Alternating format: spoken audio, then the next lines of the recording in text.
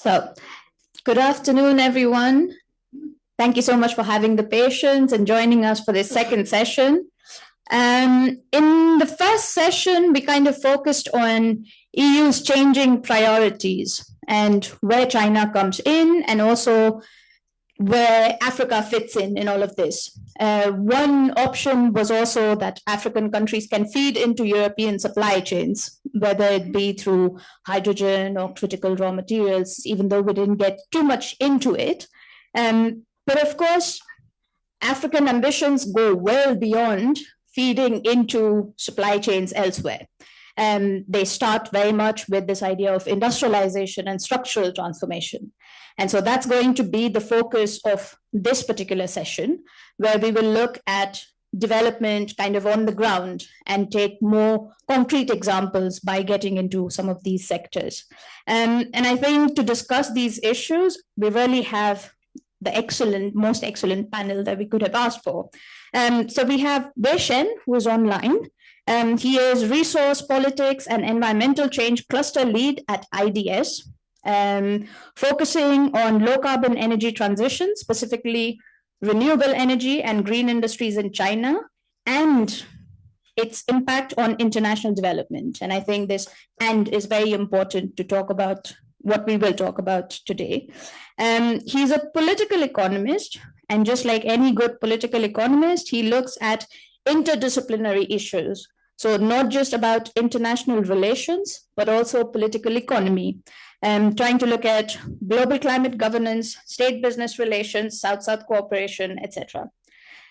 Then next to me, we have Carita Tissari da Costa, who is an international business strategist, specializing in critical raw materials, energy systems, digital transformation, and industrial value chains across Europe, Middle East, and Africa.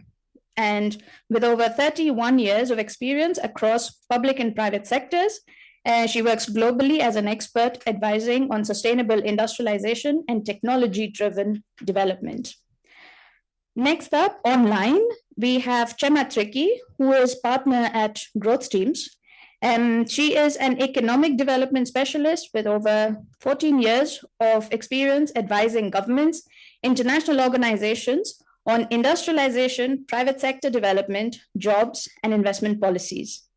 And what's interesting is that Chema doesn't only advise governments. What I find very important also is working with governments. And Chema has actually been embedded within the Ethiopian government, and she worked on employment and private sector strategies. Previously, she worked on private sector development with the OECD in the MENA region. And last but not least, here we have Pauline Veron, who is a colleague of mine at ECDPM. Pauline is policy analyst working on European foreign and development policy, particularly in the humanitarian development and peace nexus. Apart from looking at the EU cooperation agenda, Pauline is increasingly looking at strategic initiatives such as the Global Gateway, regularly engaging with EU institutions, member state officials, development practitioners, and others, providing policy analysis and advice on evolving EU foreign and development policies and priorities. So, with the first session, maybe Wei, I would like to come to you first. You have worked on, do we have Wei here? I hope so. You have worked on energy in Africa. And you also look at how China and EU are more often than not involved in the same project, in the same energy project. This was also something that was raised in the first panel.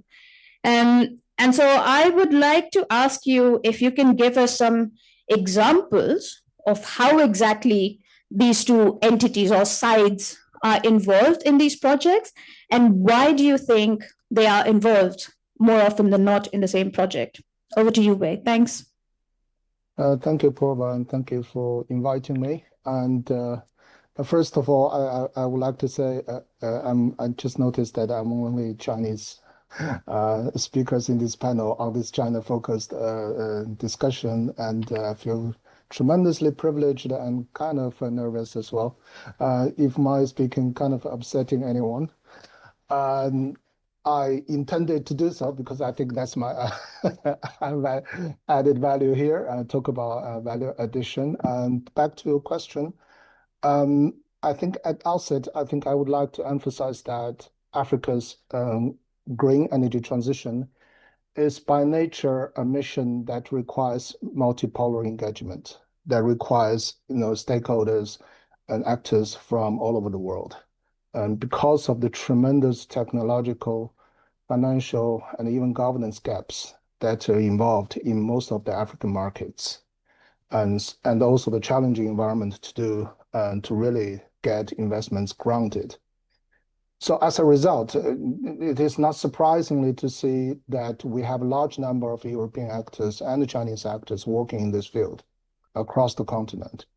And so even statistically, it is impossible to imagine a situation when these large group of actors never engage with each other, or just imagine a situation that they can completely avoid each other in this endeavor. Saying that, so in reality, we do see European and Chinese actors frequently working together on the same projects. But my point is not like their coexistence or this type of overlap is kind of accidental. My argument is that if you look at those examples, I will give 3 or 4 of them later on, given the time, and really reflects a kind of structural complementarities I think some previous speakers already mentioned about. So the coexistence is based on their distinctive comparative advantages and different kind of risk appetites in investing in Africa. So we will have cases like in Ethiopia, Egypt, Namibia, and South Africa, and many other countries. The cooperation is basically because of these projects are either too large, too complex, or too risky for any single actor to handle. So to solve, I think, 2 central problems in financing renewables in Africa. One is the problems around bankability, and the other is the problems around the buildability. So we sometimes often focus on one of these type 2 issues, but without resolving both bankability and the buildability issues, we can't make any investments happen. That's the reality. So the first example is in Egypt. We have this 200 megawatts solar plant called Komombo in Egypt, and which actually represent layered partnership between EU and Chinese actors. Because the Komombo project, was actually nurtured by European development agencies, particularly from France and AFD. They provided technical assistance, capacity buildings at the beginning, while the EBRD provided concessional financing, equity bridge loans. So this type of intervention anchored the bankability in the volatile market like Egypt, considering that they have severe concerns about sovereign credit defaults in the past few years. So that's the contribution from the European side. From the Chinese side, the Chinese actors entered as providing engineering and technological solutions. The Chinese CEEC, state-owned enterprises, they worked as EPC contractors, while the Chinese solar companies like Longji and Sungrow, they supplied the more or less like top quality modules and inverters and so on. So they make the buildability possible by providing cost-efficient delivery solutions and in a very compressed time frame and kind of a very tight capital budget. So the result is the lowest tariff in the region, less than 2.5 US cent per kilowatt hour. And it is a 25-year PPA. Imagine this is Egypt, right? Way longer than most of the IPPs we see. So that's more or less like serve as a benchmark for the cooperation in large-scale solar parks in the region. And the second example probably the second and the third example I would like to use is in Ethiopia. And the first is about the biggest hydro dam. I think all of you already heard of it. It's the GERD, the Great Renaissance Dams in Ethiopia. It's over 5 gigawatts hydropower mega projects. So the interesting point is like in these collaborations that we have the Italian company Now it's called WeBuild, but formerly I think it's called Salini Group. And they led as a kind of all the civil works as EPC, but they subcontract a significant part of the turbines, steel works, steel, metal, this type of constructions to Chinese subcontractors. But more importantly, it is the Chinese state grid being applied as a company to complete all the transmission lines around the GERD. And the Chinese policy bank, China Exim Bank, provided 1.2 billion biocredit facilities to just get these transmission projects completed. This is important because, imagine that actually the Chinese companies and Italian companies, they're not working on the same side. They're not working even at the same time because the transmission lines need to be completed in advance to the dam commission, which provides some kind of a confidence, which is so crucial because at the time, many people still believe that the idea of the GERD is more or less like a madness, right? So the being ready of the transmission lines and all the evacuation of the potential power generation is crucial to boost the confidence for the Italian company to finish the job as well. And then the third project is also in Ethiopia. It's more or less like much smaller one, just contrast to the GERD, is Ethiopia's first geothermal IPP, which is just about 50 megawatts to the Moya project. But the two European partners, actually, one is from Iceland, Reykjavik, understandably. The other, it is a French asset management company called Meridian. They developed this kind of a BOT model, nurtured for about 10 years, sorting out financing from AFDB and the European DFIs for during these 10 years, and then COVID hit. And then the Ethiopia erupted civil conflicts and even civil wars. And so they a situation that scared away all other EPC bidders at the time. And in the last kind of a resort, they find Power China, another China SOE, that is still kind of working in the post-COVID scenario and more or less like amid conflict areas in Ethiopia. And the Chinese company developed a consortium with Japanese Mitsubishi, serving as the EPC, that rescued more or less like a 10 years hard work from the European investors. So I'm not sure I have the time for another example, but there are such examples to show that two things. First, like there are really complementary strengths between the the EU and partners and also Chinese partners regarding, again, say that the bankability and the buildability. And second, it really depends on the scale and the complexity of the projects. So for the flagship projects like GERD and or the Komombo and also the IPP projects in a country like Ethiopia, and it is the kind of most challenging environment that forced these European and the Chinese companies to come together to move way forwards in the difficult situations. I think I will stop here. Thank you. Great. Thanks a lot, Wei. I mean, I really like your idea of looking at structural complementarities and looking at bankability and buildability. And I think the examples that you gave, even if there were three, but those three really go into also challenging this caricature of EU finances and China builds. It really tries to show that there's much more nuance that we can add when it comes to infrastructure projects. But maybe infrastructure is one sector. Coming to you, Carita, I think you can really give us also maybe a bird's eye view of where European firms can really bring their unique value added. Because I think when we look at infrastructure, it becomes obvious when you listen to Ray that, of course, European firms will have to work, or Chinese firms will have to work with Europeans and vice versa. Not because it's a good thing to do, but because it's simply beyond the reach of any one of them to try and implement them. But other than that, are there other sectors where Europeans are uniquely able to bring in that value added without having to work with China? Thanks. Thank you. Thank you very much, and thank you for having me here.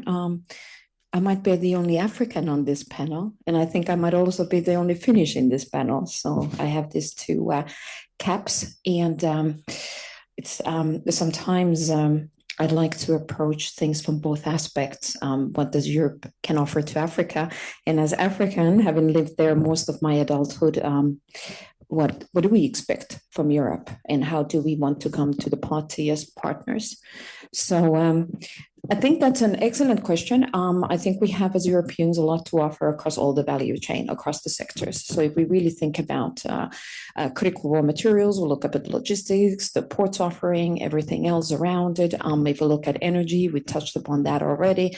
If we look at digital transformation, if we look at the gap on connectivity, be it building subsea cables, terrestrial connectivity, last mile solutions, we have a lot to offer across the board. Look at agriculture, the fintech, edutech, I mean, across the board. What is it that we don't have to offer in Europe? Look at what we build in Europe, and we've got all the solutions in Europe, tons of innovation going on, right? So why wouldn't we not be able to be a good partner to Africa? I don't think the question is about the sectors. It is about how can we be competitive, and what is it that we truly as Europe then bring to the party? What is of value to Africa as they are now embarking on their own industrialization strategies, right? And key there is one of the keys. I've got actually some notes on this. How can I say this, not to be my signature style blunt, but one of the things is that Europe does not have to copy China. That's number one, because we truly have it what it takes. And I feel very strongly that Europe can win in this game of competitions or whatever it may be when we show up as a single investable system. And I think there are about 5 different elements that I want to raise in this that I think are our sort of, well, the word trump card is ruined for life, but are our aces and, secret sort of levers going forward. 1, trusted metals and market access. So we can work in the areas of traceability, AML, ESGs, all these different things, and we have market power. What does Africa want? They want us to work together with them on these critical mineral value chains. They want us to help increase their local beneficiation, and for that, they need off-taking agreements. And Europe can offer that. So there's a lot of things we can do that in entire logistics value chain, be it physical and otherwise, to then bring in the traceability, for example, into these transactions as well, and do it sustainably. Second, staged local beneficiations. So we really need to work out phased industrial pathways that actually work. The critical mineral value chain, and if we look at that, tying that to the green transition across the board, it is extremely complex. And I hate that when somebody tells you, trust me, but no, you really have to trust me, because coming from Africa, that's been mining for 50,000 years, coming from Europe, mining 6,000 years, coming from Finland, that's been mining 500 years and has actually figured out how to extract value from it across the entire value chain, from mine to metals to circularity and across the board. There are ways to do it, but it's extremely complex. So we need to be realistic, and Africa needs to be realistic as well. And this is what I talk to all the African countries is, first and foremost, stop exporting concentrates, because you can do better than that. You can increase the local or which is not being exported anyways because it's too expensive, but you can up that game immediately. The technologies are there and it can be rapidly deployed. Build a staged approach to start demanding a local increase of local beneficiation, and this is very much in line with our European values, right? That's how we are going to Africa. We're not going to extract. We're there to help and support, but across the board, I've realized, and now I'm going to turn into a very long monologue, that there are very few countries in the world that actually understand these value chains, because they haven't been mining for the past 50 years. They've not built high purity cobalt the factories like we have in Kokkola in Finland, that only the Japanese industry can only buy from Finland, and so forth. In the nickel we have, uranium, name it all. But Africa has done this. Africa understands mining. What they need is understand how to increase the beneficiation, right? But then what Europe needs, many of the European countries actually need a hell of a lot more support in this than Africa does, in understanding how the entire value chain works. So that's also my little tip of the day, is that Europe, those countries and member states that have not mined more than coal or a couple of other things, there's a bit of learning for them to do as well. But we can do this together, because we need to be focusing, number 3, on processing and performance excellence, recoveries, the water efficiencies, uptime.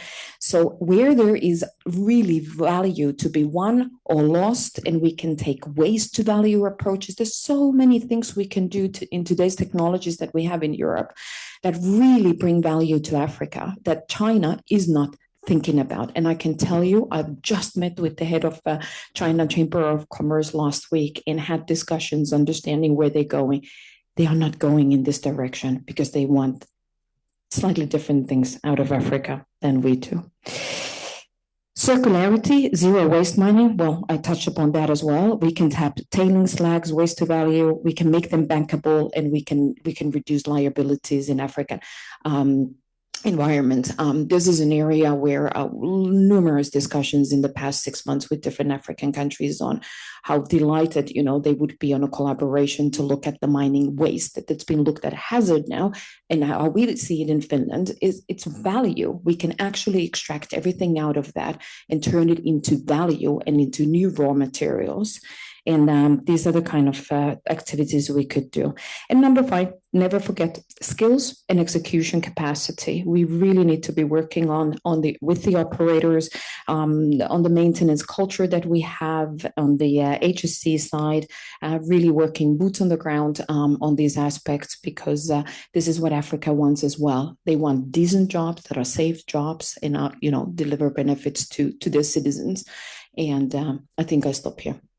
Yeah, thanks a lot for that. I mean, I'll come back to you with a follow-up question in the next round, perhaps. And skills is also something that I'll come to Pauline in a while. But maybe before that, I like that you're mentioning also, ESG and offtake agreements and local beneficiation. I think a part of local beneficiation is also this idea of manufacturing and actually making stuff. And so related to that, and taking also sort of African priorities as a starting point, maybe I want to go to Chema, who, by the way, is another African at the panel. But I mean, Chema, I think one of the challenges of discussing sort of green transition between EU and Africa is in so many places, right? So one is, do you focus on mitigation or do you focus on adaptation and resilience? Or if we're talking about CRMs and hydrogen value chains, how do we ensure that it doesn't become extractive, where African countries, yet again, are providing raw materials to power industrial machinery somewhere else? So it becomes a bit of a tricky conversation. But I think mobility has become one of the topics where you can safely say that both sides, Europe and Africa, want these solutions. But especially if you want to look at mobility as a manufacturing solution, so not mobility as a service solution, you almost can't have that conversation without talking about China. And so my question to you perhaps is, can you tell us a bit about how mobility conversations are evolving on the African continent, and where do Europe and China stand when we talk about manufacturing solutions in Africa? Thanks. Thank you, Poorva, and hi everyone. Hope you can hear me well. Perfectly. Awesome. Yeah, as you mentioned, Poorva, I'm African by birth, European by adoption, and my heart lies between these two regions of the world. On the mobility, I think, and following up on the presentation made earlier, there is a huge focus within African countries, or the 10 to 12 African countries that have critical minerals, on beneficiation and on local value addition and local content, which is an important conversation to have. But actually, I think we're missing, by focusing only on that conversation, there is an opportunity that lies more downstream in the value chain that is being overlooked at. And that, in my opinion, has more potential learning by doing pathways for industrialization and structural transformation. And that is actually, as you mentioned, entering basically manufacturing around mobility. And when we talk about mobility in Africa, there isn't one way, right? There isn't one Africa. Everyone knows that. I come from the north of it. That tends to be more close to Europe and tends to have more sort of technology partnership, FDIs, and basically in North Africa, Europe is not only a market, but it's also a manufacturing or a technology, a source of technology for many manufacturers in North Africa. But if we look into West and East Africa and also Southern Africa, forgetting a bit about South Africa itself because it's a bit more advanced. What we see in terms of mobility is that 2 3-wheelers are the main segment that is booming in the continent, from the West to East Africa. And what that means there, and that's as you alluded to, that's basically that's greening quite rapidly on the continent, because for one main reason is that the operating cost of electric 2 3-wheelers, it's 40% less expensive than fuel-based solutions. So for the consumer, it's a no-brainer. The challenge though is that now we're looking at it just from, or overwhelmingly it's being positioned as a consumer solution, while I think it does hold a lot of manufacturing solutions. And those manufacturing solutions can be the assembly of these 2-wheelers as an entry point, but also assembly of electric batteries for these products that can have some linkages to electric engineering, to electric industry, and more broadly can support the learning by doing process, which we know from not only other countries' experiences, but from economic literature is a really fundamental sort of process for economic development. For that to happen, you need the technology, and the technology is mostly from Asian countries that Europe does not necessarily figure as a stakeholder in terms of these technologies, right? The 2 3-wheelers are coming either from China or India, and actually overwhelmingly from India when we talk about East African countries. And then the market for manufacturing of these 2 3-wheelers tend to be a regional or an African one. So I think there, Europe is a bit of an absent sort of actor in the equation. But if we look into mobility in North Africa, it's a very different story, because there is a huge booming automotive industry in Morocco that is mostly driven by European investment and that is targeted to European markets. So Europe, again, as I mentioned earlier, is not only sort of an opportunity for markets, but really also an opportunity for technology transfer and for technology learning.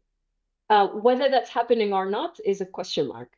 We know that Tunisia and Morocco, for instance, are countries that have started export-oriented industries back in the 80s, 70s in the case of Tunisia, with a lot of FDIs coming from Europe.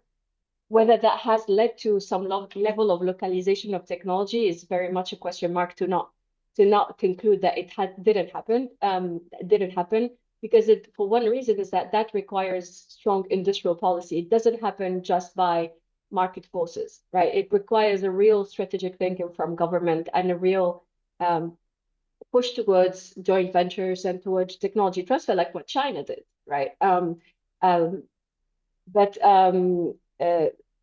come back to the main question about the role of China and Europe, from an African perspective, it's a wrong question to ask, because from an African perspective, basically the question is whoever can support the structural transformation and whoever can provide technology and investment to create jobs in Africa is welcome.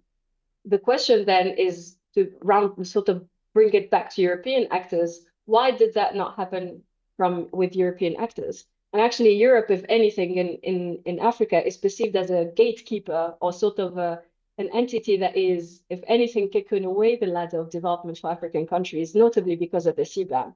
And we should not underestimate the impact of the CBAM, even if it's not from a factual, basically, if not only from a market perspective and from a real economics perspective, even from a soft, from an influence perspective, or how basically from a perception perspective, it is extremely negatively perceived. And it echoes with an image of Europeans being colonizers. And now as we're trying to develop, they're trying to keep this from us. That's not to underestimate. And I think there is a need for Europeans to look at the question of what is the role that Europe wants to play in Africa, and why do we need to, if Europe wants to play a big role in Africa, why is that, and how to change that perception, and how to really become sort of a real partner to African countries, and not just I think someone earlier in the from the crowd asked maybe Chinese investors are a bit more lenient,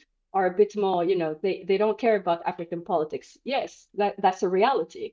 Europe is perceived as extremely judgmental and coming from a sort of higher stance of having social democracy, succeeding countries, and teaching African countries how to develop, where actually Europe has not developed with social democracy. And that's the historic fact that I think Europeans needs to take it and be humbled with it, because development is not linear and development is messy. And so from a European perspective, I think there is a need to really put themselves in African shoes and change the dynamic of that dialogue for Europe, if Europe wants to play a bigger role, at least in Africa, be it in terms of provider of technology or builder of skills, or whatever it is the role. I think that's a really fundamental question that I really want to pose for us to think about today. Thanks a lot for that, Chema. I think it's the second time in the panel so far that I hear that my question is misplaced. I actually take that as a very good sign, because then maybe it tells us that it's not about what can Europe do or what is Europe doing, what China is doing. It's about what African countries need, and whoever can provide the best of solutions, they're welcome. But anyway, coming back to what you said, Chema, I mean, very much, if we're looking at manufacturing, maybe the point is to look at local realities, look at what is most suitable in terms of solutions for the local and regional market. This is also something that we have argued at ECDPM. Look at battery assembly, look at linkages, and start one step at a time. Learning by doing is very, very important. And remember that development is a very messy process. So with those points at the back of our minds, Pauline, maybe I come to you for skills, because everything that we've discussed so far, whether it's infrastructure, technology, mobility solutions for manufacturing, etc., the question of skills always comes front and center. And you did some research on how China and Europe, once again, you can tell me if I'm asking the question wrong, how China and Europe approach the question of skills. And maybe I was wondering if, based on that research, you can tell us a bit about how the two go about this point, and if maybe this is a place where you can really see a distinct approach between the two, and whether the two work together or not, or just tell us a bit. Thanks. Thanks, Poorva. I mean, I won't say your question was misplaced, but I think the starting point that we took in that work was really looking at how African countries approach the issue of green skills and what their priorities and needs are in that field, and then looking at how the EU and China as partners look at it or approach it. And I think the issue of green skills is a bit of an underexplored issue, particularly in the China EU space. So not putting all of this together is a bit of a new, or not a lot of people have looked at this issue from that perspective. I think what was already mentioned is the fact that African countries very much look at green skills from a socioeconomic entry point or lens. So meaning, they look at it from a job creation perspective, decent jobs, more so than a green transition purely perspective. I think that's the first thing to mention. So looking at continental policy framework, but also how African countries at the national level approach the topic, it's very much through that lens. Now, looking at how the EU and China have approached the topic in recent years, I think what was interesting is the fact that on paper, the EU has a very clear comparative advantage when it comes to skills, just because of the long-standing support that it has provided in the area of education and skills. I think it has very comprehensive support to skills, looking at issues of mobility, of teacher training, of qualifications framework, also a lot of support to the African continental qualifications framework, a lot of mobility schemes, both, Erasmus Plus, for instance, which is considered as a key EU initiative, but also intra-Africa mobility schemes. So a lot of different aspects of support and then quite comprehensive support to skills and green skills as part of it. With the Global Gateway now, we've seen a bit of a shift in the EU approach, in the sense that it's now looking at skills very much from an investment perspective, meaning skills are seen as an enabler of the EU's investments in its partner countries as part of the Global Gateway. So it has this 360-degree approach, which aims at building an enabling environment and a conducive environment for its investments in partner countries, which includes skills. So I think there's been a bit of a shift in recent years in the EU's approach, looking at skills from this comprehensive support to skills as very much linked to a specific investment. And looking at skills in that sense, at least on paper, as a very, very strategic area to support. And within that, we've seen also, support to Team Europe initiatives in Africa, looking at opportunity-driven vocational education and training, meaning it's very much linked again to private sector interest in specific partner countries. That now brings me to China, which I think when we talked about China and green skills in the same sentence, people were sometimes asking a lot of questions of why we were looking at this issue. Because China is not necessarily seen, at least on paper, again, as an actor that invests a lot in skills, but I think the reality there is a lot more nuanced, and then we're here to bring nuance as well. I think just the sheer scale of investments of China in Africa in terms of renewable energy, green minerals, clean technologies means that that creates demand for local technical capabilities. So just that the sheer scale of investments means, and that's, we heard that a lot from the people we talked to, you can't just ignore China when it comes to skills, just because of the scales of investments in that space. So that's the first thing I would say. But also, I think what people don't necessarily look at is the increasing attention from Chinese public institutions, from Chinese ministries, but also Chinese companies, to skilling, to short-term training courses, the Luban workshops. So a lot more attention to vocational training in Africa as well, and people-to-people exchanges than in the past. It's maybe less visible than the EU support in that field, but it is definitely there, and including in the field of green skills. So I think there we saw a bit of a more nuanced reality, and I think the conclusion there is also that both partners, or both the EU and Africa, look at skills linked to investments, meaning so the EU looks at it more from an investment perspective now, and China very much also integrates it as part of its investments in Africa. So a bit more convergence maybe than we would have expected at this part of the research. Interesting. No, thanks for that. So I think the whole idea of private sector or like investments as an opportunity, and then looking at skills therefore as a strategic question is an interesting approach. Maybe in the second round, I would like to get more on the narrative side. So maybe Carita, coming to you. I mean, you mentioned that the first time around you told us a bit about what the EU could be doing. But looking also at what Pauline has said now, and also in the first session, we did discuss that maybe it makes sense to look at things with a sectoral lens. So like break the problem down, and then you'll be able to analyze it better. But my question to you is, looking at some sectors where European firms really do have unparalleled expertise. So if you're talking about shipping lines or port management services, etc. Do you think it helps, therefore, for the EU to look at it sectorally and communicate it that way better as well, so that we get over this caricature, as I mentioned, that Europe finances and China builds? Or do we need to look at it more holistically? How would you go about it? Thanks. Can I be brutally honest? Please do. I think your question is not misplaced, but it's extremely complicated how Europe likes to position things. Let's look at what China does.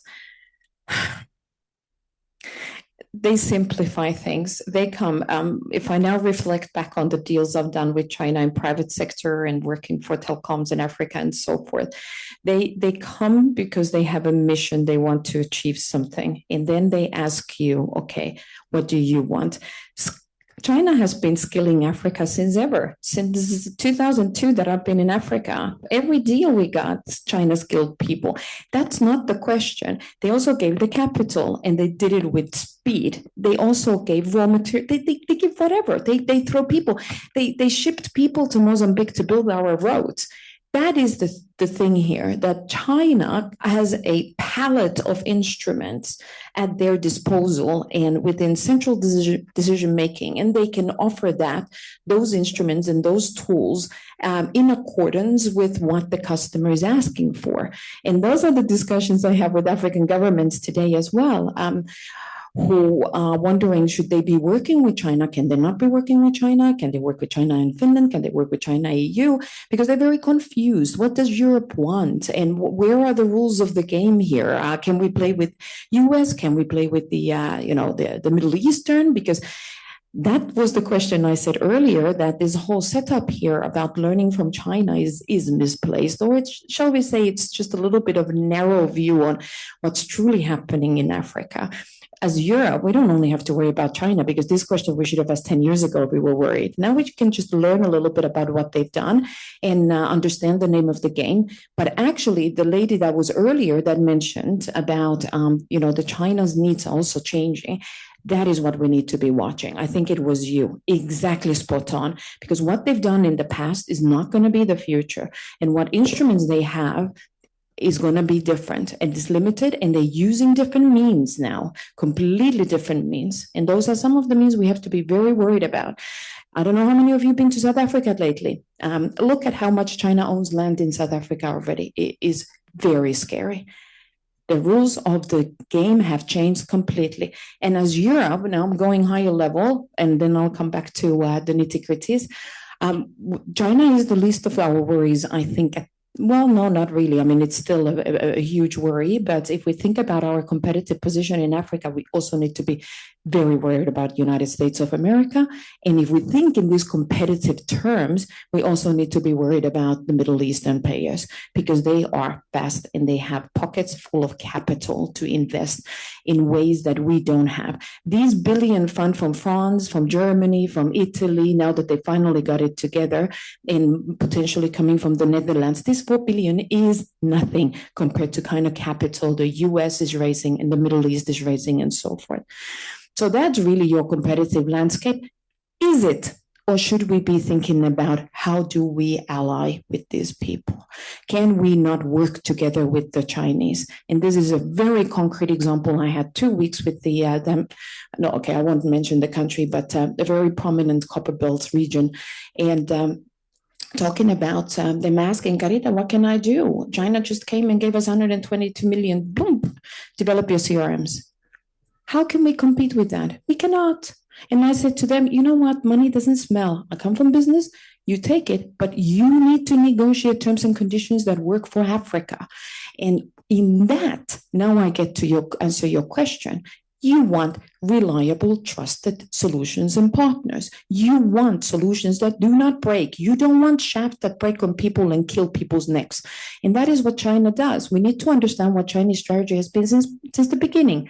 Look at China 2049 initiative, Global China 2049 initiative. Then look at the 5-year plans and all these other plans they have. The plan is clear.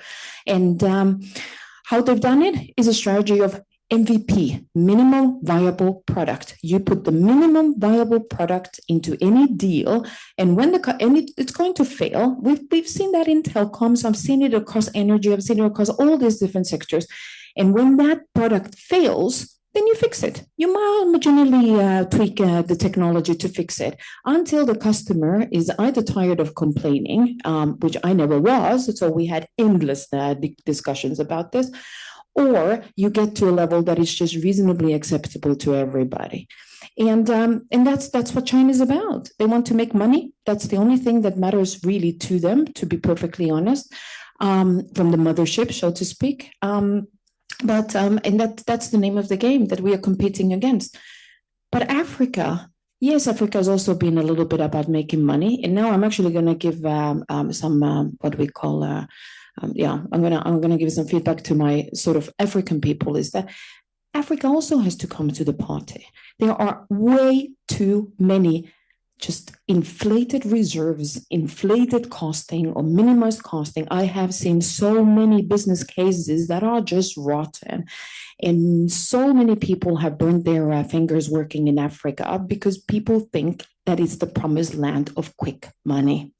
And that's the other side that we need to also move forward. So I think everybody here has a role to play. I think the technology and really doing things properly in a manner that really supports decent jobs and decent living conditions to citizens, that can come from Europe, because Africa doesn't have the technology. Some African countries have some parts of it, of course, South Africa and so forth, but, gross generalization. But Africa is rising and they want decent jobs for their citizens. So that's where the match is.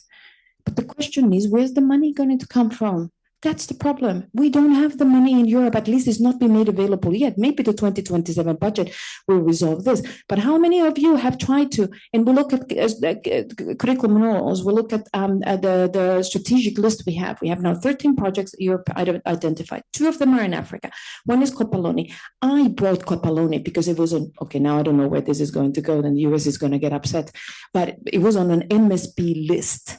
And we identified as Finland that, wow, there's a fantastic cobalt refinery project potentially happening in Zambia. If this is for real, Finland wants to be part of this, because outside China, we have the only high purity cobalt refinery in the world. And so the story started. Have you any idea how painful it is to try to raise 2 million in technical assistance for this project? Well, everything else is sorted. The capital stack is in place, the debt financing is in place, everything else is in place. And we are trying to raise 2 million for the past, since August. Me personally as well, flying all over, talking to everybody in every institution. And now I'll keep my mouth shut before people get upset with my comments, but it's a fact. We need to wake up to the reality. And I understand the reason behind this. We have the 7-year budget and so forth. So I'm pleading and begging that our next budget round by 2027 will have earmarked things for, critical mineral raw materials as well that is needed. But 2026, a lot of this will be divided by these actors that I mentioned now. So we see what's left. Yeah, interesting. I mean, this is also very much a business perspective. I almost see a triangle emerging, right? Where in Europe, you have the technology and, let's say, the will and the ambition, perhaps, if not the financing. China, your MVP idea, minimum viable product. And then we need to see also on the African side, as you are saying, and it also goes back to this question of African agency, right? Like what African countries also get out of this. So maybe linked to that, Chema, question to you. When you talked about mobility, you also mentioned European companies, their investments in Morocco, and now Moroccans also attracting Chinese investments to try and make EVs to target also the European market. In this particular case, you see very much that from a Moroccan perspective, it's in their interest if the EU and the Chinese find ways to work with each other. But I'm wondering if it's always in the interest of African governments if the EU and the Chinese work together, or is it also sometimes in their interest if the two compete, because then they can get a better offer? I'm wondering if you have any thoughts on that. Thanks. Thank you, Poorva. I think the question on the interest of African country, I mean, how they get the best out of it is some competition is not bad. If we think about, for instance, in mining, we talked a lot about critical minerals and local content there. It is about negotiation at the end of the day. And having two offers make you, I mean, we've all done it even in personal settings to negotiate our salaries or whatever. Having two offers give you a leverage. Having two bankable offers give you a leverage to play one against another and get the best deal for your country. So I think that shouldn't be a problem for Europe, as long as Europe has something to offer. And I think from a technology perspective, in a number of these green industrial value chains, the reality is that it is still unclear whether Europe will have something to offer. And that's where it might become, at least in the electric vehicle, it's a question mark. I'm not saying it doesn't, but it's a question mark whether, if the lithium-ion batteries continue to be the prominent one, how Europe will find a place for itself to play and how it can become sort of technology provider. If the technology for batteries change, then the game is open. But from an African, to come back to sort of an African-centric perspective, I think that having basically different actors who can provide you a good offer is a good momentum. But to be able to seize that momentum, you need to have good capabilities. You need to be able to have a strategic thinking. You need to have a sense of urgency and agency, but also to be pragmatic around what is feasible in your current markets and what is feasible in your current environment. And I will come back to that point that I made earlier about the value addition versus value capture. Value addition to mining is extremely difficult. And even if when it happens, it's not necessarily the one that holds the highest industrialization perspectives for countries. There are other ways to do it, and there are potentially other easier ways to do it, and that are available now to African countries.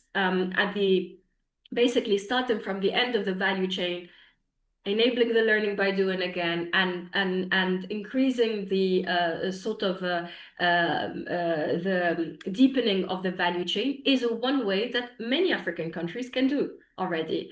But we're solely focused on the value addition and sort of ignoring that opportunity that lies down, that I would call more of a value capture. But another point is on the institutional capabilities.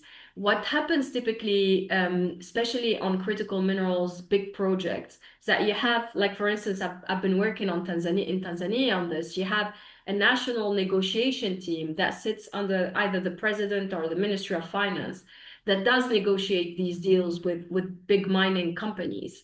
And the reality is that not only in Tanzania, but across the board, the technical capabilities of these teams tend to be either low or or not. When they are high, they're not equipped with the right skills.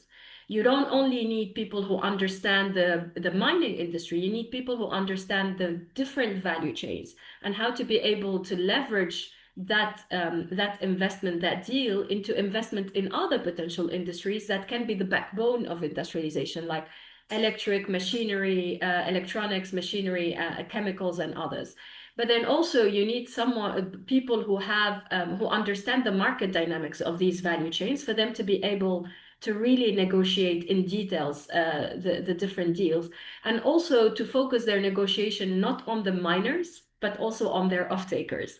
And that's a mistake that I've seen a number of countries doing, is that they negotiate directly with miners, whether we know miners do not have those capabilities.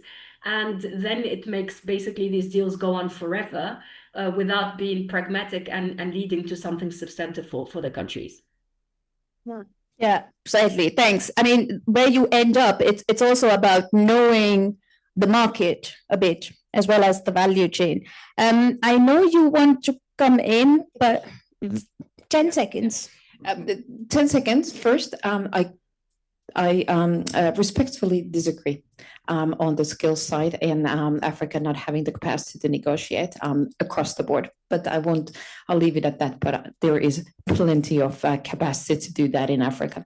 But what I wanted to touch upon is actually what the question was about how Europe and China and so forth should come together.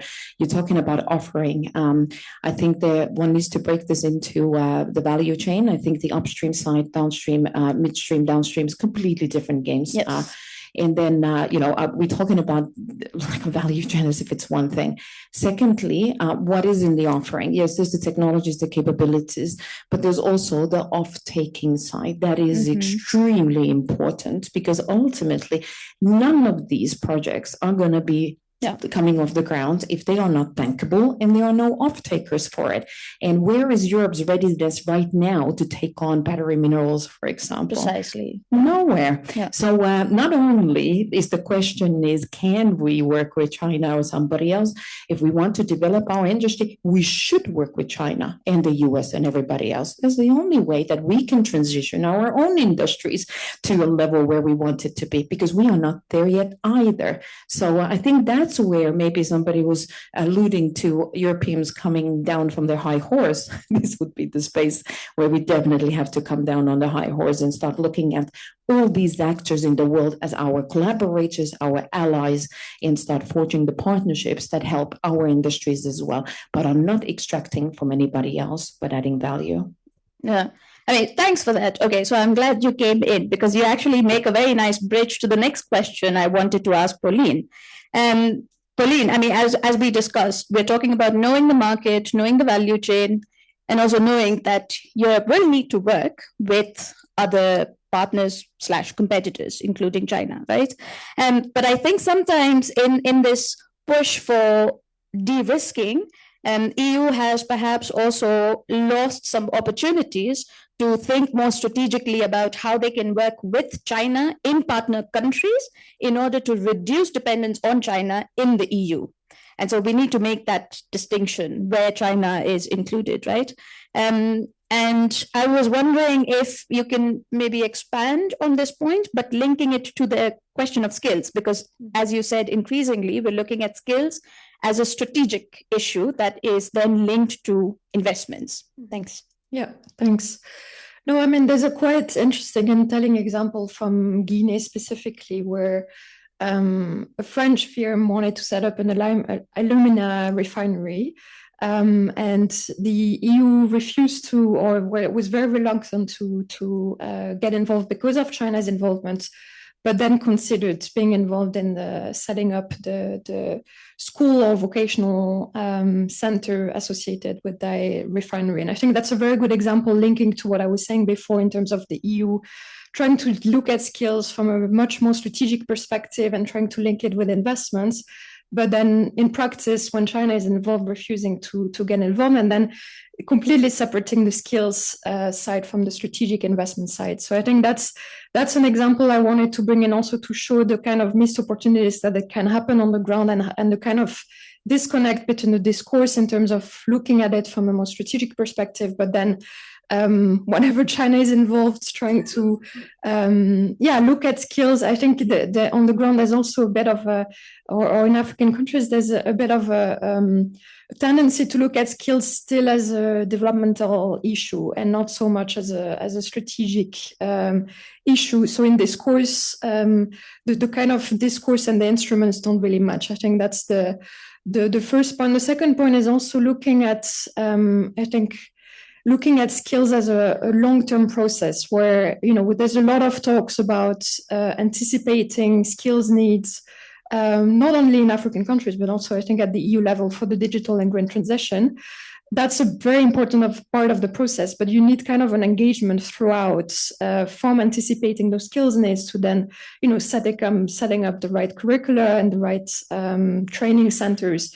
And I think I don't think the EU can do it alone, and no one partner will be able to do it alone in partner countries and in African countries. So you kind of need the involvement of different partners across different stages of the chain. And I'm not quite sure that the EU has fully understood that and also thought through how it can build on its comparative advantage. Be it, I mentioned a lot of different examples of its support. I think Guinea, again, is a very good example where the EU has invested a lot in strengthening the whole vocational training system and, training the trainers and all of that and setting up curricula.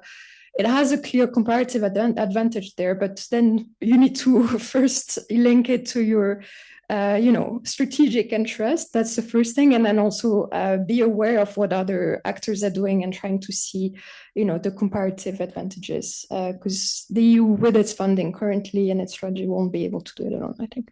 Yeah. Carita, I know you want to come in, but I also don't want to, because I do know that there'll be other questions as well. So I'll give you 5 seconds this time. Yeah, thank you. So that is excellent. I just wanted to add 2 concrete things. Africa doesn't lack skills. That's not an issue. I have never had an issue finding the skills I'm looking for. What I've had an issue as a corporate is finding skills that is certified, that I know that this plumber can do all those plumbing things exactly the way that, my corporate requires it. So as Africa has a massive certification issue, validating the skills that are there. That's number 1. Number 2 is that when we go into these different sectors, and I'll take mining as a very quick example, when we go into a rural community and we set up a mine operation, we need to be thinking about the community and the mining operation, its economic structural base today, and how we can use the mining activities and the business that is being generated around it as an anchor, so that we can increase the economic sort of situation of those communities and then build the skills that support that. Nothing is more frustrated than, for example, the beautiful ruby mines, gem fields in northern Mozambique that has a fantastic skills development center for plumbers, electricians, and then there are no jobs for these people around it. So we need to tie all of that together and get all the parties, and that's where we need local community, the companies, the NGOs, and so forth, everybody to come together to really work on the business side of things.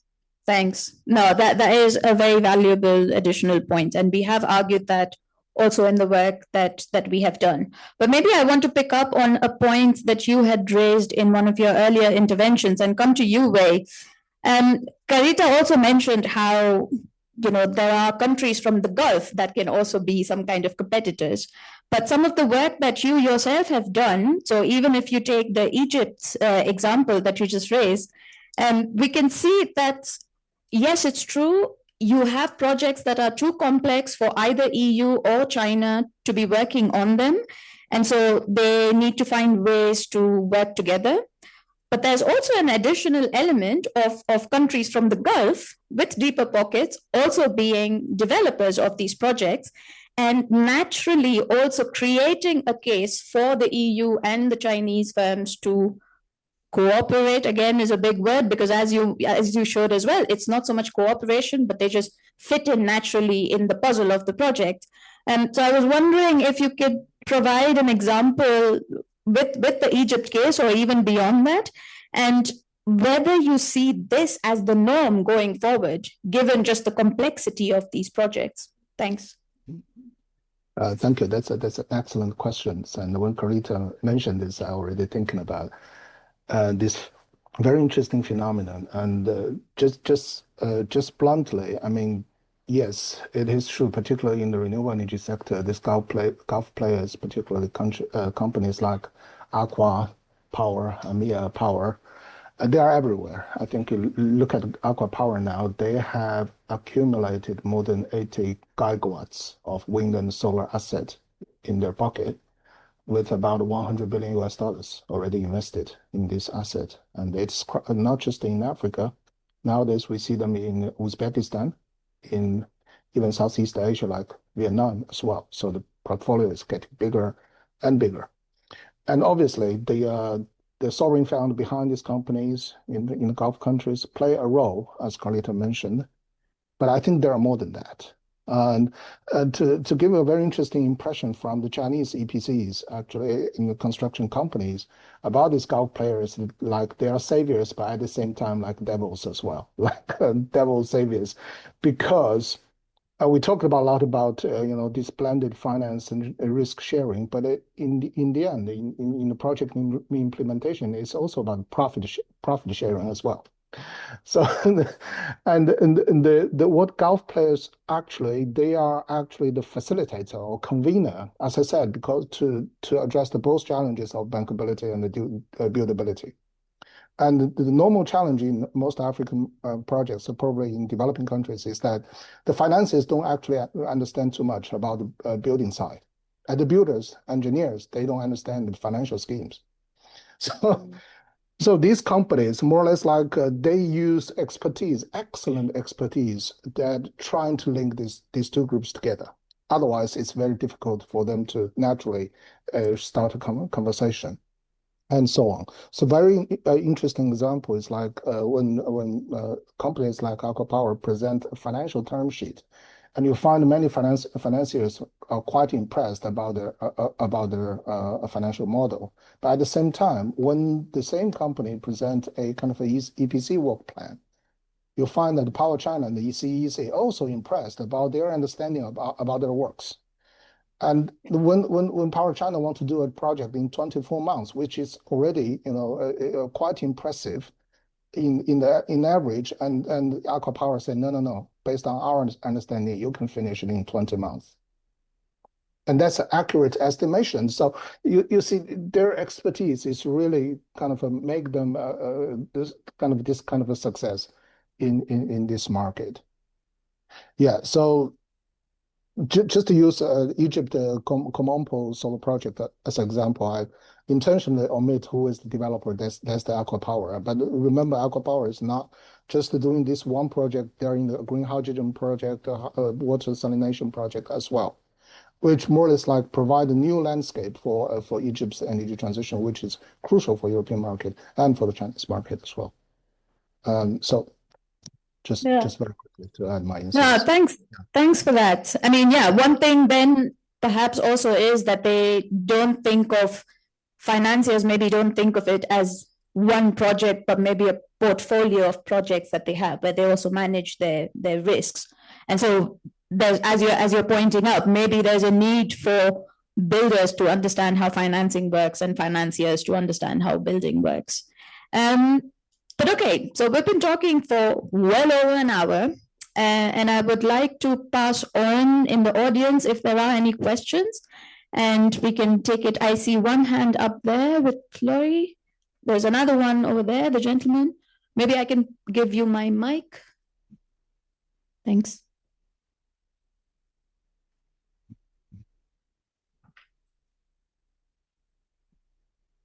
Thank you very much. My name is Lori Haitarian. I'm the MENA director at the Natural Resource Governance Institute. And we look a lot into the win-win approaches when it comes to EU, North Africa. Two questions. So one is basically about the UAE and Saudi Arabia and their companies being like leading companies now, and not only in their countries, but now they're going after like external and foreign investment in other places. And definitely when it comes to critical mineral, as it was said, we see them now in the African Sea, from North Africa to the whole continent. So the first question is like, okay, these are newcomers, and there are others already there, the EU or China, etc. So are we going to see more competition, or is there a place where these entities can collaborate together and complement each other? And we see a collaboration, especially that the EU looks at the GCC as a strategic partner. They've been building a lot on it. So when they look at the part where I come from, which is Lebanon and the rest, it's my kind of, yes, EU helps and EU pays and EU is. But when it comes to GCC, we feel that it's kind of an equal partnership they're looking at, and they see that GCC can give more to the EU than the EU give them more. Maybe I'm wrong, but that's the impression. So are we going to see some sort of collaboration that goes into critical minerals as well for Africa, in Africa, and definitely to see the benefits for the African continent, because like for NRGI, we were one of these civil society organizations that were sitting on the UN panel when they started this whole responsible mining, critical mine, etc. So it is important to see that value, that added value, and for the continent north, all of it. So that's one question: more working together, more collaboration, or more competition. The second is about like the first part of the discussion that we have about, is China less judgmental than the EU, etc. So my question is, can the EU afford to do only business with its neighbor? Because China is far away. China doesn't care what happens in Africa and North Africa domestically, but it does. Like for Europe, it matters what happens domestically, because it has automatically it has implications on the EU. So therefore, can EU, because they want to be more geopolitical, more strategic, more flexible, more pragmatic, whatever, the Trump effect, but can they just say that we do business, we don't care what happens domestically, without like that having an effect on them? And thank you.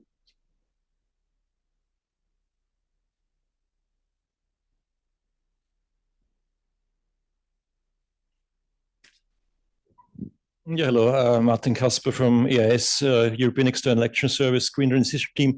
So I have a question to Dr. Wei, which was very interesting for me, the three examples you mentioned about voluntary or involuntary EU-China cooperation in Egypt and two in Ethiopia. So did you publish anything on that? And then you were saying you have a fourth project, a cooperation, but there was no time to elaborate on that. So is there anything published on this Chinese, European green cooperations in Africa? Thank you.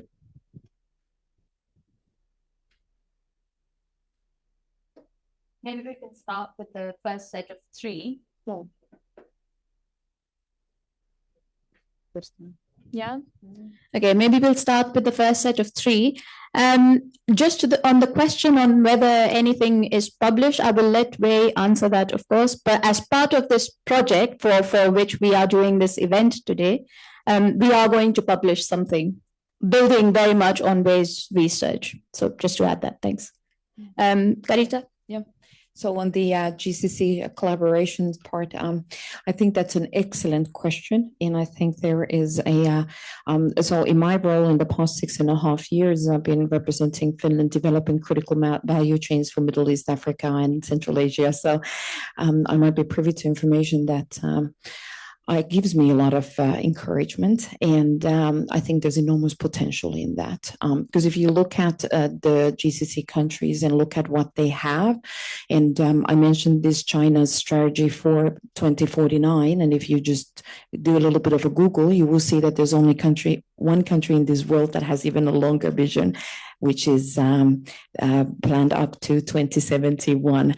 So these countries, why it seems that they might be newcomers, they're not. They've been just building their own sort of strategies domestically, and you know, they're positioning themselves in the world and so forth.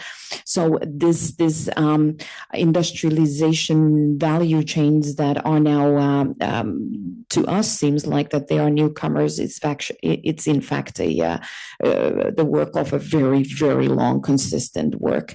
And if you look at what they have, you know, these countries, they've now started to build very nice communities in people and labor and low-skilled labor that they have there. And then if you look at, and they have built a lot of capital wealth, and they have a need for diversification away from oil, right?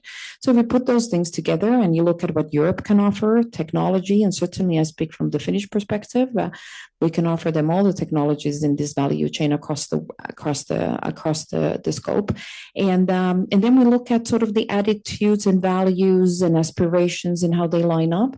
And they line up very nicely with Africa, because none of these parties is after pure extraction. Everybody's looking to build long-term partnerships, right? And that's what GCC and certainly some of the countries more than others, but they after long-term partnerships, and those are built on trusted partnerships, values, and so forth.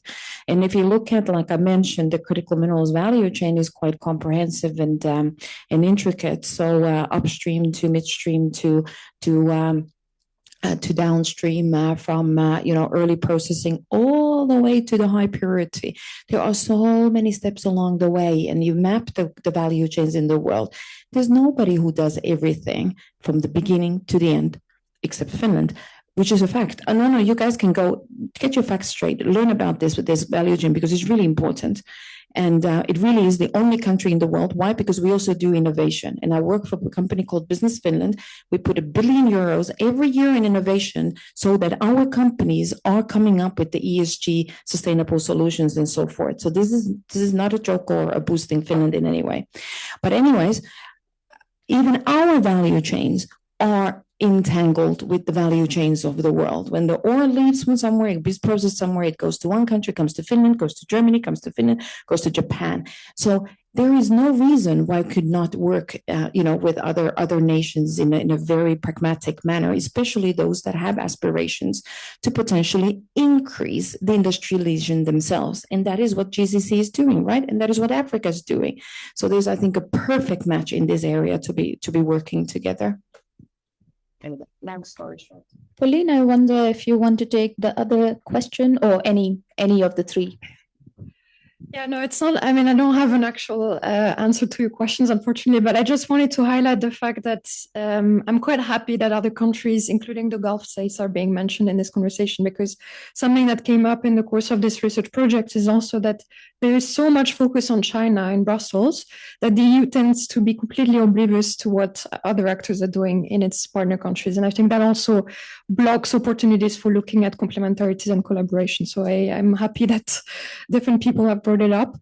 And the question of whether the EU can afford to be less judgmental, just like China, I think is a bit of a difficult one. I need to think about it a bit more, but maybe other speakers have an answer to that. Yeah. Well, I guess before I come to you, Wei, I wonder, Chema, if you have any thoughts. You don't have to. I don't think any of the questions really are linked to what you are working on, what you are doing. But I wonder if you have any thoughts at all that you would like to share, or can we pass it on to Wei?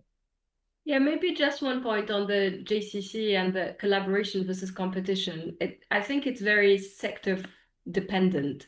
And it depends on what each one, basically you compete when you all have something similar to offer, that then sort of it can be differentiated based on the technology or on the quality or the price. In the case of the JCC, it is less obvious in mining, even if there are basically other countries that have more capabilities in mining.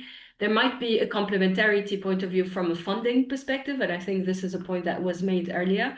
On critical minerals, I see them less as a sort of an actor that would compete with China or Europe, more as a partner that would complement. But then on other sectors, the answer would be different. And then would Europe be less judgmental? I think the politics in many European countries are going to push Europe to be less judgmental. But let me put it there. No, thanks. I mean, yeah, I like the point of like also analyzing what exactly are we talking about, and where GCC or any other partner for that matter can be a competitor versus actually a collaborator of sorts. I think Laurie's question is perhaps not so much about whether the EU can afford to be less judgmental or not, but in fact the other way around. Can the EU afford to think only about business interests, because the sort of outcome of unwanted consequences could be that you have more migration coming to European shores or some such. But I think you can generally assume that that's a very difficult question to answer by this panel. But we do have people from EAS and INTPA. Maybe we can have this conversation during the reception. But Wei, passing on to you. Thanks a lot.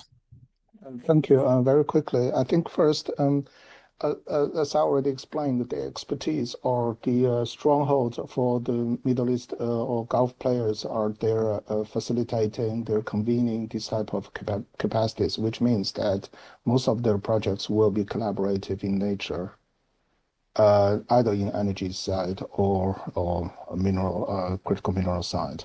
Whether they will always choose EU or Chinese or in the same projects, that's another issue.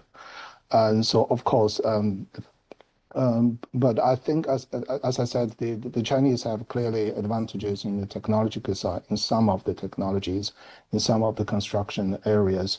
But EU also have their comparative advantages, linking development programs, development finance, blended finance, and so on, which can make the projects very easy, kind of a better sale in the secondary, for example, green bond markets and so on. So there are, just depends. I mean, but in nature, I think collaboration is needed. So I don't think that the Gulf players can do all these projects alone. That's my observation. And second, I think the second point is like, and the EU will play a unique role, just like, to me, Latin America to the United States, Southeast Asia to China. It's a region that's a little bit different to them, right? So similar. I think that's natural, but also the public goods that the EU is providing for, particularly at the current stage for Africa, security, development agenda, and so on. It's a vital public goods for everyone. And if you think that the Chinese policy banks are already very hesitant to invest more on the continent, one of the reasons is not really those opportunities we're talking about in the energy transition and so on, but it's basically the uncertainties they can't manage. And so, so that's why I think EU's vital role should not be overlooked and should be led Chinese understood also. If they want to help, why not? I mean, and the Chinese are not always kind of a monolithic group. They also have people concerning about their development agenda, their aid programs as well, even if it is a much smaller program compared to their commercial loans. For the publication, yes, this case study is part of a collaboration with our colleagues from ECDPM. So you will probably see some of these cases published later on. Yeah, thank you. Thanks, Wei. Are there any other? Okay, I see one question here from Shen. Was there another? Oh, sorry. Okay, 2 questions. Thanks. 3.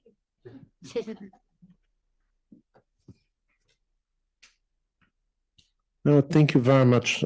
I'm sure there will be competition and cooperation. But my question to the panelists is, how do you structure the cooperation? What would be the mechanism for Europe to cooperate more with China or with the Gulf countries and so on, especially perhaps in the context of the Global Gateway initiative? It is kind of difficult to see what would be the entry points for cooperation. So if you could point to some suggestions, and yes, but perhaps you can also answer this question from your perspective for Denmark, especially for the business side, knowing that Europe is trying to encourage its own private sector to be more engaged. So if you want to cooperate and stimulate this cooperation, how would you do that?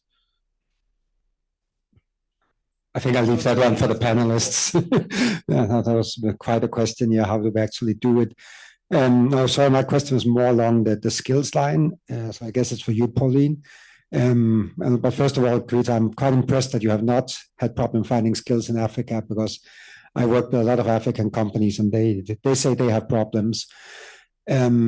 And my question is, I guess, when we're looking into this about more strategic skills development programs, are we not forgetting the African companies and their needs? And I mean, through DI, we've been doing a lot of skills program in many African countries, both to look at what's actually needed and get the African companies, the local companies involved in defining the skills. I'm just seeing a risk that we just educate for big projects or individual companies, and we forget kind of the wider labor market. And are we just seeing a tendency toward that? And if so, can we do something to combat that a little bit and make sure we involve a greater part of the local companies in these programs? There's one at the back.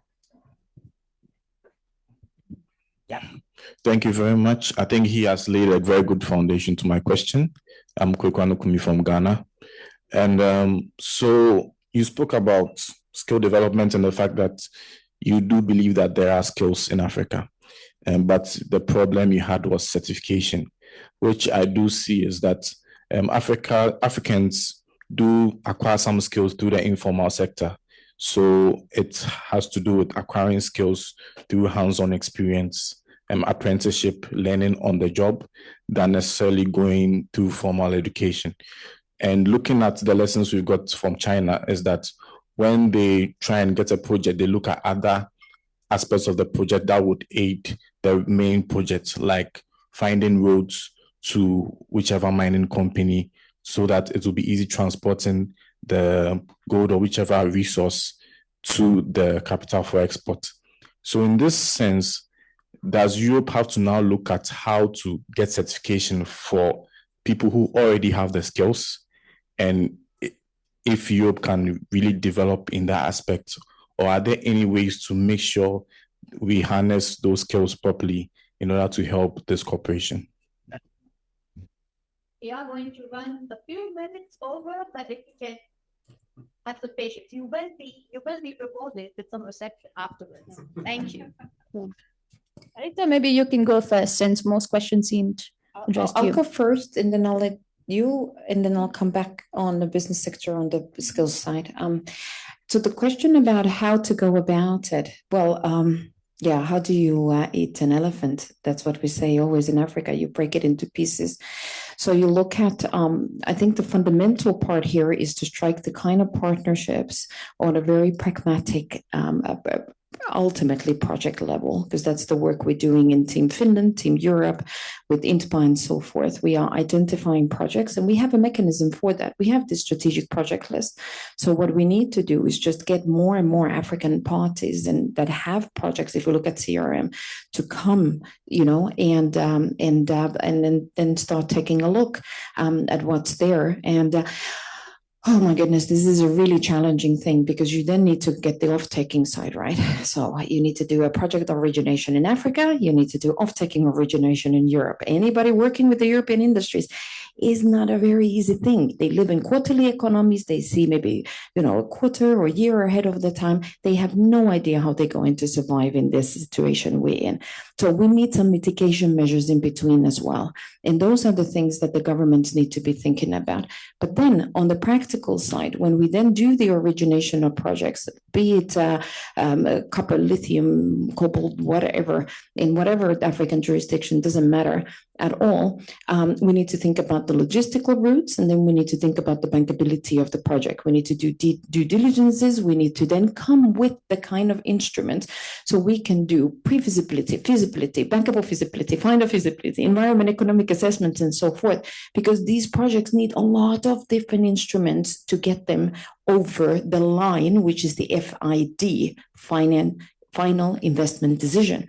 And where we are in Europe right now, and I will even say the institution's name because they are both the same, EIB and EBRD are both making decisions on African critical projects for technical assistance based on post-FID criteria, which is completely crooked. And we're not going to be able to mobilize any sort of financing for Africa with this mentality. And I have very specific cases on both sides. So this is the question. We need to really look at the value chain, and we need to look at the risks and then mitigate the risks in a manner that makes sense and develop those tools to mitigate the risks. So we really need a lot more competence in critical mineral value chains in the teams that we have in Europe, in Africa. We need pipeline structured deflow mechanisms, and we need instruments around it. And we are a long way from all of this. We've done this work in Finland, and we've identified the gaps we have. And I think it really reflects of Europe as well. But the good news here is that in our assessment, in my assessment of all the European tools, we actually have a lot of it, but they are fragmented under the multiple member states, right? And scattered in different countries. And nobody's pulling it together as a one values sort of offering an investment platform for Africa to then tap into, right? Because there's in the other side of Africa, and now I'm not talking about CRMs, like digital transformation and the gazillion digital projects that when they eventually find their route to Europe and Finland, they most likely get financed, like Fiber Time and so forth, because they create projects. How many times have I gotten people, my ex-colleagues from Vodafone and Vodacom that are all over, or MCell or whatever, like, Carita, we cannot make sense of, how to work with Europe. How do we work with Global Gateway? What is Global Gateway? Who is Global Gateway? Who do we talk? And then they get passed from one DFI to another ECA to another, it's like, oh, it's so much easier to turn to China. So in this context, how do you cooperate with China on the government? In this context, yeah. Well, I can tell you one thing. You need to look at and different sectors. Now we get into different sectors, so you need to, it's different things. Let's go back to CRMs because that's the complicated one. Digital is not, there is plenty of money and process for that. How do you compete with, honestly, I would go sit down with an African government, which I have done, and I ask, how much money do you have free floating from China? And you tap into that and you start building a project with them. Because in Mozambique, 20 years ago already, China introduced what's called Fundo Perdido, the lost fund.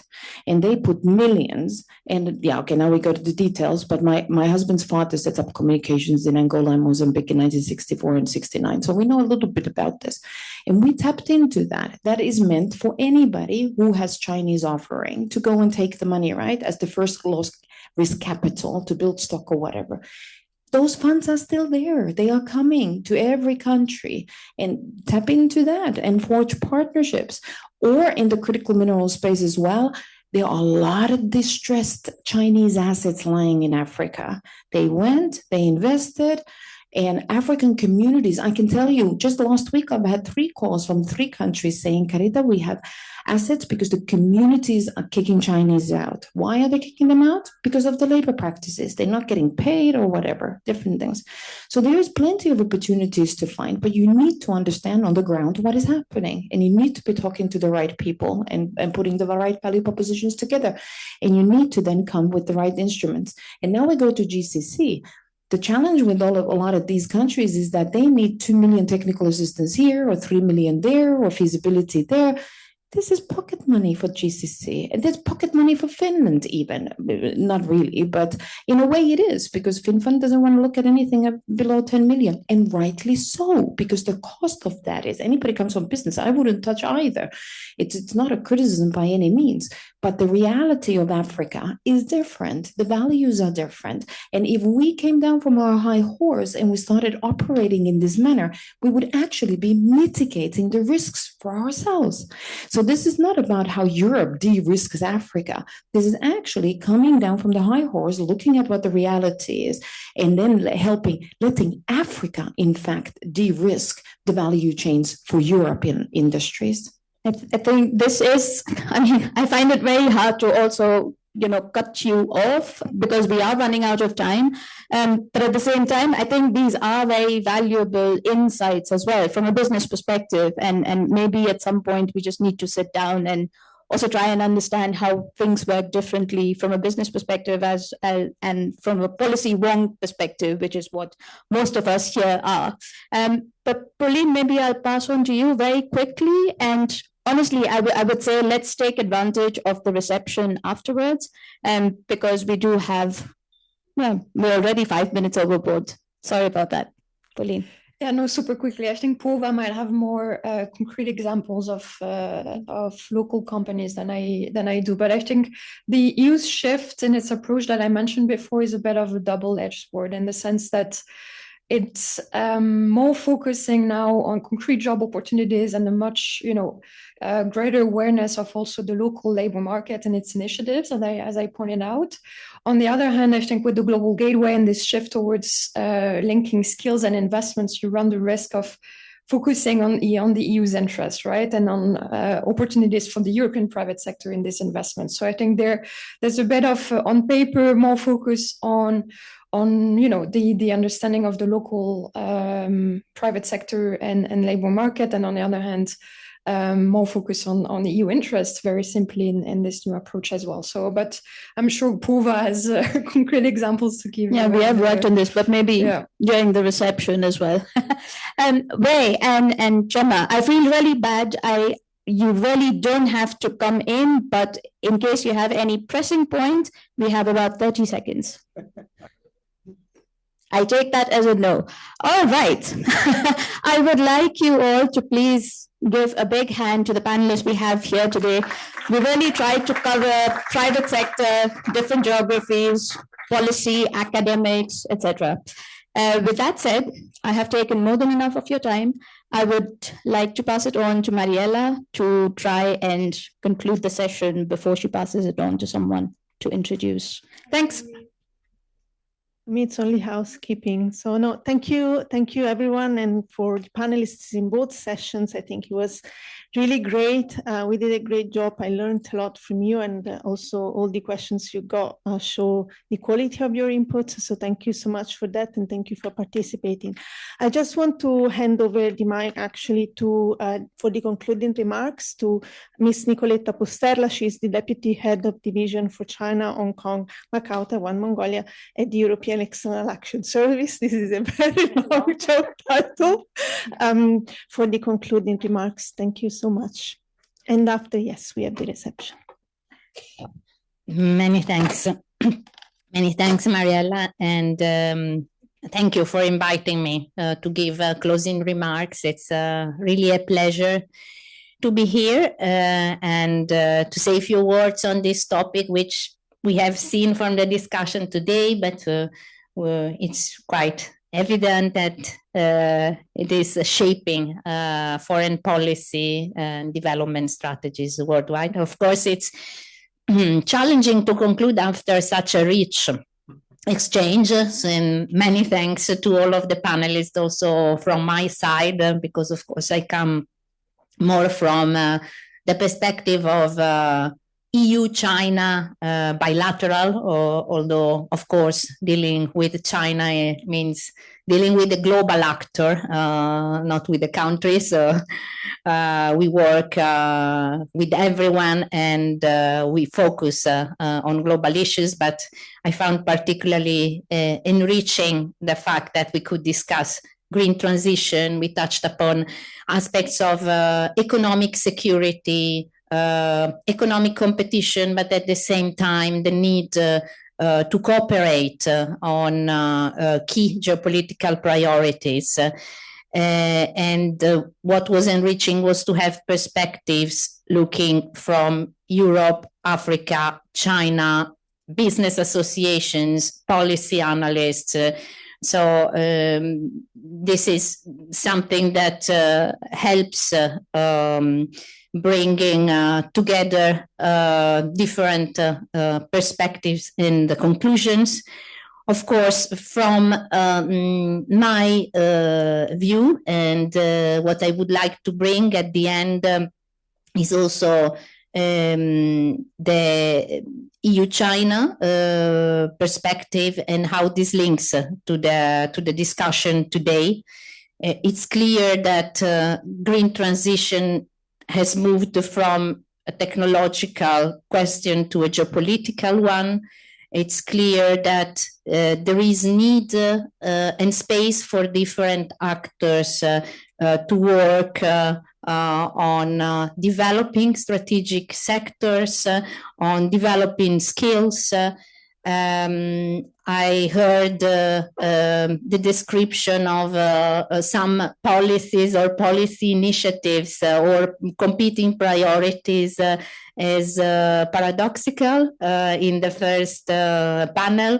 I think that what really could characterize the reality is the extreme complexity and the fact that we are looking at the same objectives while having really to ensure development of our industrial policies here in Europe and in Africa. and what happens, what is really true for relations between the EU and China. But I see that this came up several times in the panel, is the fact that within the same policy area, at the same time, our interests can converge, but also can lead to competition. And actually, it's something we have to learn to, we are learning constantly to navigate. And in a way, we cannot escape from this reality. We cannot forget the fact that China has introduced export controls on critical raw materials. I have to mention it. Of course, there is a truce on some of those export controls, but some others are still in place, and those are, of course, critical, as the name says, to our green transition. At the same time, if you look more broadly at the economic security strategy, we have different strengths or different objectives, which include protect, promote, and partner. So there comes, I think, the discussion which we have had today, the importance of building partnerships and looking at what are partners' concerns, partner interests, partners' needs. I heard several times panelists mentioning, well, the EU here comes, would be a more appropriate partner when it comes to technology transfers or technology learning or skills development. So there it's food for thought. How should we reflect and build our partnership with this in mind? Of course, inevitably, we will compete in some areas. At the same time, the needs are high. So there is a space for several actors to work and to contribute to green transition in Africa and elsewhere, since other regions were mentioned in the course of today's discussion. Green transition, just to reassure you, is and remains an EU priority inside the EU and as part of the external action. We have, I take the criticism on the Global Gateway. We'll report back that we have a Global Gateway Africa-Europe investment package supporting several key priorities, including sustainability and renewable energy generation. But I think that what comes out from today's discussion is that partnerships needs to be developed, and there is a way of making them not as mutually exclusive. We know very well that countries don't want to be pushed into binary choices.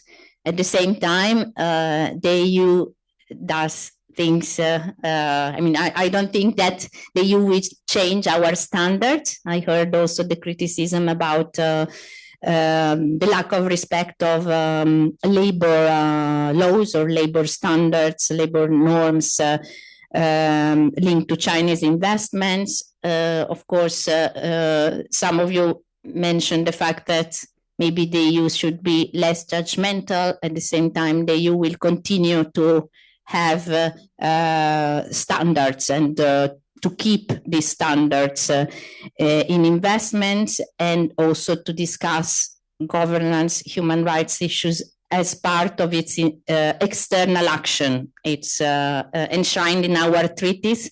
I'm explaining it several times also to our Chinese interlocutors. So it's this is not going to change. But to conclude and looking at these elements of geopolitical competition, we see at the same time that there is a space for engaging with China on climate change. And this is happening. This is happening also at the highest levels. This is happening in the multilateral system, in bilateral exchanges. So this is still an area of discussion and of engagement, while I think at the same time we still compete if we look at the broader strategic or economic security or development of key sectors. It's definitely also an area where work with Africa should continue. And the objectives of supporting global energy transition remain central. So I would really end by thanking all of you and of course the organizers for allowing different perspectives to come in.